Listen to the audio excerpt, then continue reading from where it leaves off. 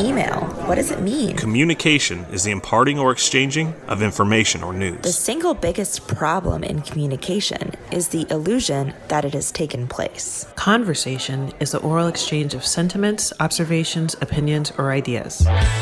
Forbes Books Radio presents The Conversation with Clinton M. Padgett. Joining me on The Conversation today is Kristen Sanderson, the VP of Customer Advocacy and the Chief Diversity Officer for GE Digital. As the Chief Diversity Officer, Kristen owns the operational goals and priorities related to inclusion and diversity and provides leadership to achieve those goals in partnership with HR, the rest of the senior leadership team at GE Digital, and with the other CDOs across GE. As VP of Customer Advocacy, Kristen is responsible for establishing customer connection into the business, leading the initiative to improve business processes to eliminate defects and drive customer sentiment across grid software. Kristen, thanks so much for joining me on the podcast today. Thank you. Thanks for having me today. So I like to think of my guests as superheroes, and all superheroes have an origin story. And I was wondering what yours is. Can you tell us about your background?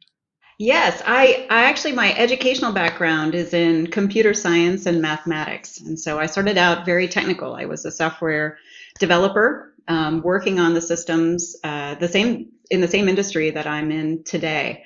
And I came up through the ranks and learned project management, and I learned people management, and then I learned technical leadership, and then the last few years learned business leadership. And so I've kind of come through the year serendipitously going between technical, managerial, and people roles throughout my career. You know, I was reading your background and we were chatting offline. I told you I was in the Navy. And so I read that one of the people you looked up to as a female engineer was Grace Hopper. Oh, yes. That really took me back because when I was in the Navy, I was an electrician's mate, but I was thinking about becoming a data systems technician instead. And so I had to do the studies. And of course, you learn all about Grace Hopper because she was an admiral in the Navy. And I think she created the term debugging was one of her things because of physical bugs she had to remove. So we had that. It was interesting to see that was one of your childhood idols. She was awesome. I mean, she was just an amazing lady. And as you said, she created COBOL. She created the compiler. She also created the phrase asking for forgiveness, not permission. And that's another thing I really love about her. Well, I love her even more now. Exactly. And I saw that while growing up, you liked both math and English and even considered pursuing marketing or journalism. And I have to say that you don't often find someone that enjoys both math and English. What eventually won you over to engineering?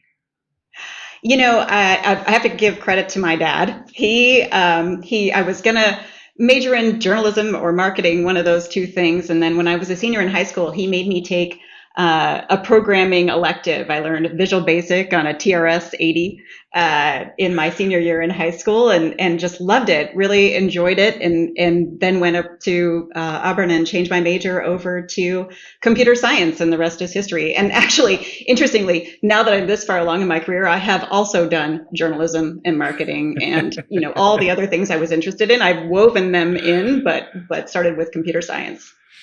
I remember the TRS 80. And I had the Atari 400, I think it was, or 2600. It was the very first one. You know, write the simple basic with the statements. chalkboard with the scores. You felt so good about yourself, right? Right. I got a color to come up on the screen. Yay! We've come a little way since then. Mm-hmm. Yes, we certainly have. So let's talk a little about the path that brought you to GE Digital. What has been the most challenging thing about your career or journey so far? The most challenging thing for me has been, again, learning how to put my technical knowledge and know-how together with business know-how. In order to be as successful in anything we do, we have to understand how what we deliver, what we build and deliver works with, for a customer, how we help them be successful and how that impacts our business. We're a business, and we need to make sure that we make the right decisions technically that align to both our customer and the business.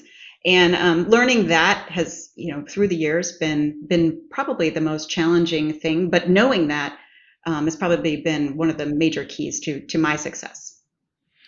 So the second part of the question, maybe it's the same answer for both, but what's the most rewarding part of your current role? In my current role, the most rewarding part is about people and customers. I mean, I get to connect with customers and make them be successful. And that's really my role. And then internally with the Chief Diversity Officer role, really connecting the dots across people. It's something that I've always enjoyed doing, even, leading engineering, leading whatever team I'm leading. How do I find the like things across the organization and put them together? And then diversity is really about doing that same thing on a bigger scale. How do I make sure that everyone we're inclusive to everyone and that everyone can bring their best self to work? And you have a couple of roles, if I understood correctly. You have Chief Diversity Officer and another role as well? Yes, I do. Chief Diversity Officer, and then I'm leading customer advocacy, a relatively new role for me. So customer advocacy is really connecting that customer voice to the business and ensuring that our processes, our people, our business is aligned to serving our customers the best that we can. And your role, I assume, is global. Then you have teams all around the world? I do. Okay. Normally we talk about different things you've done in your career, but you've been at GE Digital for 31 years. So I just celebrated my 28th year at my company. So I feel it's a rarity these days to have that longevity. So congratulations on that. Thank you. You too. What is an innovation or change you've seen take place that you're most proud of over the 31 years? One thing, the energy transition is coming. And, when I started this, we were a closed system that was managed by a few people behind closed doors. And now with the energy transition and all this renewable energy coming on, there's so much happening on the grid and so much changing very quickly. The innovation that I'm very excited about is just the things that we are doing to accommodate renewables and to think about the fact that response time on the power grid used to be in hours. Now it's in seconds or even sub-second. And so, the advances we've made to see and react sub-second and change things that keeps energy reliable, that's the part that I'm so excited about. I think it's just amazing to see the things that we can do with software impacting electricity. So you just mentioned energy transition. I was wondering, can you define for the listeners what exactly you mean by that term? And then how are the software solutions you guys are leading on have contributed towards the changes? Sure. The energy transition it's about providing the world with more sustainable, affordable, reliable, and secure electricity. From all the way from generation, transmission, distribution to consumption, that every sector plays a role in the energy transition. It's really about, decarbonizing our power. In terms of, we as part of GE, of course, we build all the equipment that produces renewable energy, right? But what is so interesting about the software part of it, digital plays such a pivotal role here. We are there to look across the grid as a whole, balance the grid. We can see and stabilize the grid over a broad area just by making sure that the machines that generate power, whether it be electric vehicle or a huge generator or windmill, wind turbine, those things are connected effectively. And we're able to see the energy, the electrons flowing on the grid and ensure that we have stable power and that power is being produced and distributed effectively to everyone. So your lights aren't flickering, and when the power goes out, we're the ones that help roll the truck to the right place to fix it. I love it. That actually happened in my neighborhood last week. I live in an older neighborhood, which has lots of mature as in old trees. And anytime something happens, it feels like a rainstorm comes along, the tree will come out of the ground. And so 2 houses down, this massive tree fell across the street, took out all the power lines, all of the internet services. And within less than 2 minutes, I got an email or a text message saying the power is out in your area. We're looking at fixing it. So it was pretty impressive. It's very exciting and interesting to be part of that, producing those types of applications that can help people like that. Now, as a leader in a traditionally male-dominated role or field, how are you nurturing aspiring leaders on your team to achieve success? I love the opportunity to mentor people, and I mentor quite a few people throughout my organization, women and men. I always get something from it myself. I think the key thing is, you have to remember when you're mentoring someone, you're also learning at the same time. I find for myself, the 2 key areas that I touch on are confidence and perspective. Really the benefit of talking to someone who has less experience than you is to help them. You can see the situations they're in. You have the benefit of the experience of having been through something similar before. And so helping them step back with the perspective that you can bring with your experience, I think is important. But mostly it's about confidence, especially with women. I find that, most women know what to do. They know what should happen. And you can, instill the confidence in them to take the actions that they know they should do. And that's really the biggest piece of advice I give. I work with so many amazing women, and just to have them, help them kind of take that next step and feel confident about the actions that they already know they should do, I think is really the biggest thing that I see and do when I talk to people. And so when I was doing the research for this interview, I saw you a couple places. You were, I think one called Engineering Girls, where I guess you do some things there. And then you also are with the GE Girls STEM Camp. Can you talk about those? Absolutely. Yes. I getting involved with our GE Girls Camp is amazing. It's a camp that we do in conjunction with a GE site, a university, and a middle school. It's a program, a summer program for 7th grade girls. And our intent is to run like a 1-week summer camp and to really engage them with, engineering activities, a broad range in many cases. We do science, we do chemistry sometimes, we do coding, of course, because we're software. And, a lot of other activities that we can find. And so our women all volunteer to work with the partners to put together the program and to run the program. I've done everything from being there during the program to leading activities. I've also worked at our global GE Girls team to figure out how we could scale the camp and do more of them. We started out with one, and now we do so many more.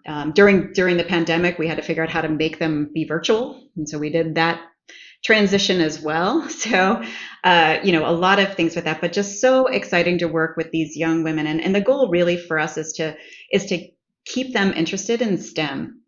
Just give them that extra little push that keeps them going in that direction. And, they may come to GE and they may not, but having, more women in the STEM careers is a benefit for all of us. And that's really the goal. You mentioned about mentorship as well in a previous answer. And I was just curious, in this world today where the last few years people have pretty much worked remotely, I was curious as to how do you maintain a culture when you're not really meeting face to face? And the way I define culture is company culture isn't your mission statement. It's not your vision statement. Company culture is what happens when you're all in the office together and you see a colleague hang the phone up, or maybe they're a superior hang the phone up, and then you hear them start talking bad about the client or the situation. That's kind of how you get the culture, right? It's what happens when the curtains are kind of closed. And when you're doing everything virtually, it seems to be another barrier to understanding the true culture of the company. And then also, to me, I would be a nightmare situation for me to have just graduated from college and spent the last 2 years never having met my colleagues. How do you identify the right mentor in that situation, do you think? So a couple things. As the Chief Diversity Officer, one of the things I'm very focused on is how do I get and keep people in employee resource groups. I mean, the employee resource groups are set up like the Women's Network or Hispanic Forum, or we have something for everyone, whether you identify with that culture or you're just an ally to that culture. And the real goal there is to get people into a community, to keep them there, and to help nurture them and grow them and have them experience their culture as part of work, because it's an extra set of connections outside of your reporting network that gives you another place to go and talk to people and have fun with people and see people and so forth. And, of course, when we're in the office, we have cookouts and, things like that. But when we're not, we found ways to have really fantastic virtual events that are intended to help celebrate culture, to grow people. We do, career, we do culture and also, many times community service as well. So that's one thing. On the other side, I really, one of the things I personally commit to a lot is to do a lot of roundtables and connection with people. I think it's really important, whether they report to me, or whether it's a relationship I can make through the diversity officer role, or just through a project, or through, however I can do that. I find it's really important to stay connected to people, no matter what, level you're at in the organization, understanding what's happening at the ground level. And in GE, we're very big on lean. It's one of our key things. And one of the major, things we talk about is going to Gemba, which is going to where the work is being done. And by doing that and seeing things happening on the ground floor, you're connecting to people, and you can better see those things that are harder to see and understand when you're just, kind of listening to a phone call. That may be one of the best answers I've ever gotten to that question. So thank you for that. As a leader of a global team, what are some of the processes or habits needed for someone leading teams with such a large geographic footprint? I go back to my answer here of talking to people. I mean, really, the point is to connect, to listen, to be approachable, and to really get to the bottom of it. Before the pandemic, I would have said we go to sites and we go visit sites and we set aside a day to really connect with the people on site. That not being a possibility. Right. Now, what I did, for example, over the pandemic, I had a 500 person organization and leading engineering. And so I set it up so that I would touch everybody once a quarter with a round table. And then we split everybody up into groups, and we set it up, and I had at least one round table a week. And of course, you get on a round table, and I'm sure you all have experienced this, where you get on a round table and you say, hey, what's on your mind? And you get the 5 minutes of silence that you have to kind of figure out, right?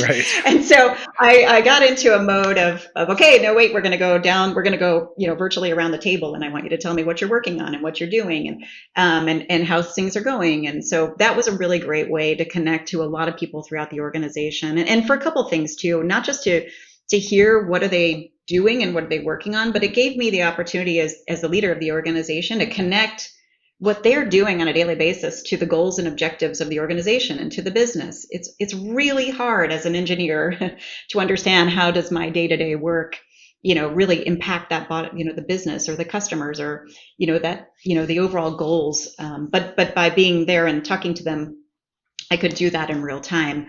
And also just to solve problems for them and connect them to other people that are dealing with the same stuff or solving the same challenges, and that kind of thing. And those are the kind of things, as a global leader, I think are important. And then the other thing is really just thinking about how do you connect, and when do you connect? Are you had to do a lot of work to change my speech, and time zones are important. Getting up occasionally at 6 a.m. to have a call with India, or staying late to talk to Australia. Those are things that you try to do in order to make things, think about the people that you're talking to and not necessarily your schedule.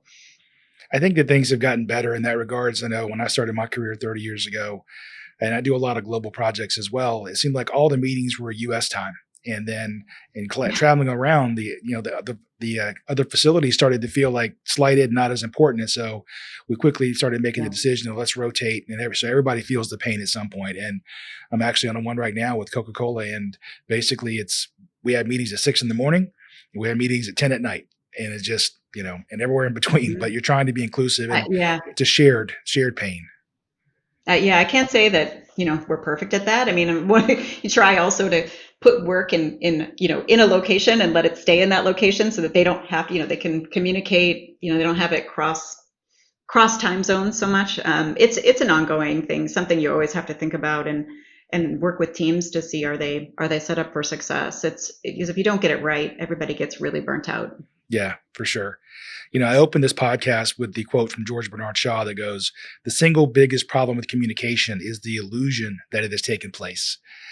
And that's challenging even when we're all co-located in one, at least domestically. But when you add in the globalness of projects and the fact that you have a team that speaks a different, English is not their first language, and then the way that mm-hmm. they interpret terms, maybe you're different than the way you interpret terms. Have you found that to be challenging? And maybe you've answered the question through your roundtables, but how do you avoid the nuance of saying something and getting taken the wrong way? It is very, very interesting. So, I mean, first of all, I would say, and this is something that learned a lot, and also I'm pushing as the chief diversity officer. But inclusive language has been one of the things that we have really talked about. This last year, we did a learning session at our senior leadership level to think about it. But if you have to think about things like, you can't talk about sports analogies when you talk about football. And you're talking about football, somebody else is hearing soccer. And pop culture references. You talk about, you refer to a movie, and of course we're all, and I come from an engineering background, so of course we're always joking around about some nerd movie or other.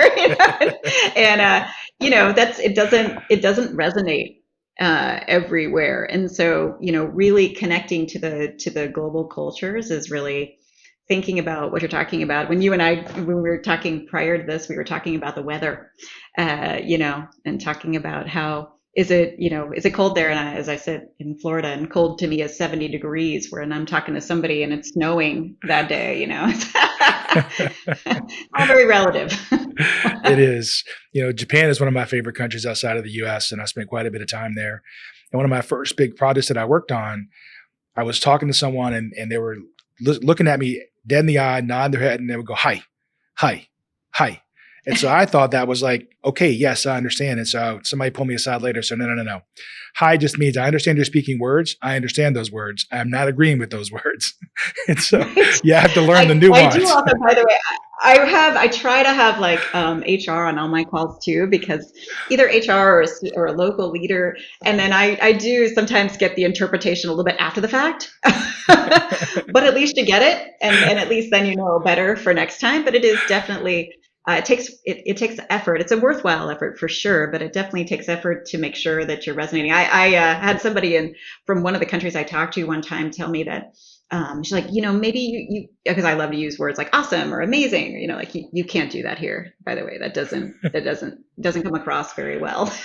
You just gotta calm down a bit. And so, okay, sure, if that's what resonates, that's what I'll do there. I'll make an effort. So you just gotta listen and learn and think about it and adjust. Yeah, I had another person tell me that if somebody tells you in Japan, that will be difficult. It means it's never going to happen, but they don't want to tell you it's not going to happen. It's just very difficult. Run into that too. I also learned in some cultures you can't say like you will work on this until it's done, because literally it will be worked on until it's done. Right. And you're like, oh, okay, no, I didn't mean that. That's not what I meant. That's not what I intended. So you have to really think about that too. Well, that wraps up part one of my conversation with Kristen Sanderson, VP of Customer Advocacy and the Chief Diversity Officer for GE Digital. Coming up in part two, we'll discuss Kristen's priorities for 2023. Some of the key things that I'm focused on for 2023, it's, I want to continue to build and support a diverse team through our diversity partnerships, growing and supporting our vibrant communities. So I talked about the ERGs already, our employee resource groups, really just making sure, trying to get everybody I can into those communities and to a place where they can celebrate culture and grow together and connect. And build their skills. And then also the third is building the knowledge within our organization for how to grow and nurture diverse teams. And overall, just, listening, improving all of us to learn how to listen to everyone in our teams and get the best insights and the best action from everyone. Thanks for listening to The Conversation. To find out more about Clint, go to clintonmpaget.com and pick up Clint's book, How Teams Triumph, Managing by Commitment, at Amazon. The Conversation with Clinton M. Paget is a production of Forbes Books.